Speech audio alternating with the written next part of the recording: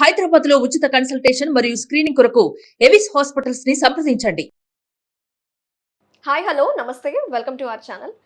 So లంగ్స్లో water చేరిపోతుంది అని చాలామందికి ఉంటుంది కదా ఈ ప్రాబ్లం. సో దీనికి లక్షణాలు ఎలా ఉంటాయి, ఎలాంటి ట్రీట్మెంట్స్ మనకు అందుబాటులో ఉంటాయి అనే విషయం గురించి వివరించడానికి ప్రజెంట్ మనతో పాటు ఉన్నారు senior interventional pulmonology, critical care and sleep medicine doctor Raghunath Reddy గారు ఉన్నారు from KIMS sunshine hospitals Begumpet నుంచి. మరి సార్తో మాట్లాడి కంప్లీట్ డీటెయిల్స్ తెలుసుకుందాం. నమస్తే సార్. నమస్తే. సార్ ఏంటి సార్ లంగ్స్లో ఊపిరితిత్తుల్లో వాటర్ చేరిపోవడం అనేది ఏంటి, దానికి లక్షణాలు ఎలా ఉంటాయి అసలు?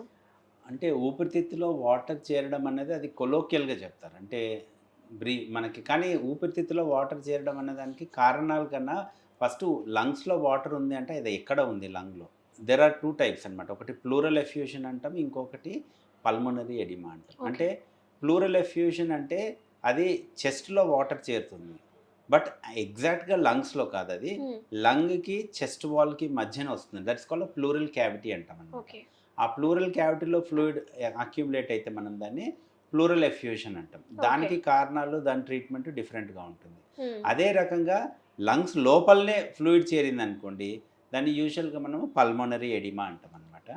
సో దానికి కారణాలు వేరు, దాని ట్రీట్మెంట్ వేరుగా ఉంటుంది. సో మనకు బేసిక్ డిఫరెన్స్ అనేది ఎప్పుడైనా ఎవరైనా లంగ్స్లో వాటర్ చేరింది అంటే అది లంగ్ లోపల అంటే పల్మోనరీ ఎడిమా టైప్ ఆఫ్ అక్యుములేషనా, లేకపోతే లంగ్ బయట బట్ చెస్ట్ లోపల అంటే ప్లూరల్ క్యావిటీలో అంటే pleural effusion type of problem అన్నది మనం ఫస్ట్ నిర్ధారించుకోవాలి. ఓకే, ఇదేమైనా సీజన్తో సంబంధం ఉంటుందా సార్? ఇప్పుడు రైనీ సీజన్ తోటి, వర్షాకాలం, ఇవన్నీ సీజన్తో సంబంధం లేదు. ఇది సీజనల్గా వచ్చేవి కాదు, ఇవి కన్సిస్టెంట్గా ప్రాబ్లమ్స్ ఉంటేనే వచ్చే ప్రాబ్లం అనమాట ఇది. సో మనకి ఆ డిఫరెన్స్ అనేది బేసిక్గా ఎప్పుడు తెలుస్తుంది అంటే లక్షణాలు పెద్దగా తేడా ఏమి ఉండకపోవచ్చు, ఆయాసము, దగ్గు రావడము ఇవన్నీ ఉండొచ్చు అనమాట. సో లక్షణాల్లో పెద్ద తేడా లేకపోయినా కానీ మనకు ఒక సింపుల్గా ఒక చెస్ట్ ఎక్స్రే చేస్తే మనకి అది క్లియర్గా తెలిసిపోతుంది. అది లంగ్ లోపల ఫ్లూయిడ్ అక్యుములేట్ అయిందా, లేకపోతే లంగ్ బయట ఆర్ చెస్ట్ వాల్ లోపల అంటే ప్లూరల్ క్యావిటీలో ప్లూరల్ ఎఫ్యూషన్ ఉందా, లేకపోతే పల్మనరీ ఎడిమా టైప్ ఏమన్నా ఉందా అనేసి. సో మనకి ఇండియాలో కామన్గా ప్లూరల్ ఎఫ్యూషన్ అనుకున్నాము. ప్లూరల్ క్యావిటీలో ఫ్లూయిడ్ అంటే లంగ్ బయట బట్ ఛాతి లోపలనే, చెస్ట్ లోపలనే ఆ ప్లూరల్ క్యావిటీలో ఫ్లూయిడ్ అక్యుములేషన్ మనము ప్లూరల్ ఎఫ్యూషన్ అంటాం. మన ఇండియాలో common cause for pleural effusion ఏంటి అంటే టీబీ, ట్యూబర్క్యులోసిస్. ట్యూబర్క్యులోసిస్తోని మనకి ప్లూరల్ ఎఫ్యూషన్ అనేది వస్తుంది అనమాట. దానికి ఆ నీడిల్తో పెట్టి సిరంజ్తో మనం ఫ్లూయిడ్ కొంచెం తీసి పరీక్షలకు పంపిస్తే దాంట్లో నిర్ధారణ అయ్యే అవకాశం ఉంటుంది. అదేవిధంగా సెకండ్ కామన్ కాజ్ వచ్చేసి లంగ్ క్యాన్సర్. లంగ్ క్యాన్సర్లో కూడా మనకి ఫ్లూయిడ్ అక్యుములేట్ అవుతుంది in the pleural cavity.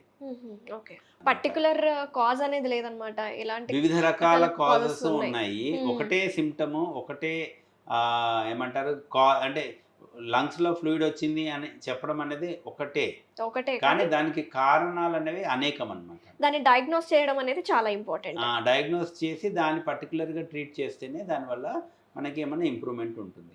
Plural effusion, pulmonary ఎడిమాని ఫస్ట్ డిఫరెన్షియేట్ చేయాలి.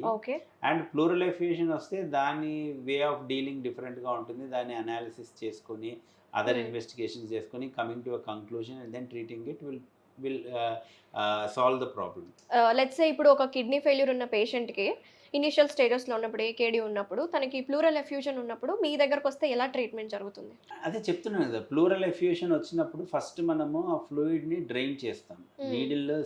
నీడిల్ పెట్టి ఆ ఫ్లూయిడ్ని తీసి ఆ టెస్ట్కి పంపిస్తాం అన్నమాట. ప్లూరల్ ఫ్లూయిడ్ అనాలిసిస్ అని, దాంట్లో చాలా రకాల టెస్టులు చేస్తాం మేము. బయోకెమికల్, మైక్రోబయాలజికల్, అదే రకంగా సైటలాజికల్ టెస్ట్ అన్ని చేసుకున్న తర్వాత దాని ప్రకారంగా అది ఎక్స్యుడేటా ట్రాన్స్యుడేటా అనేది డిసైడ్ అయితే, అది ట్రాన్స్యుడేట్ అనుకోండి. ట్రాన్స్యుడేట్ అంటే యూజువల్గా ఓవర్లోడ్, ఫ్లూయిడ్ ఓవర్లోడ్ కండిషన్స్ అంటే హార్ట్ ప్రాబ్లము, లేకపోతే కిడ్నీ ప్రాబ్లము, ఆల్బుమిన్లో ఉండి వచ్చే ఎఫ్యూషన్స్ ఇవన్నీ ఉంటాయన్నమాట. సో దానికి ప్రైమరీ కాజ్ని ట్రీట్ చేయాలి.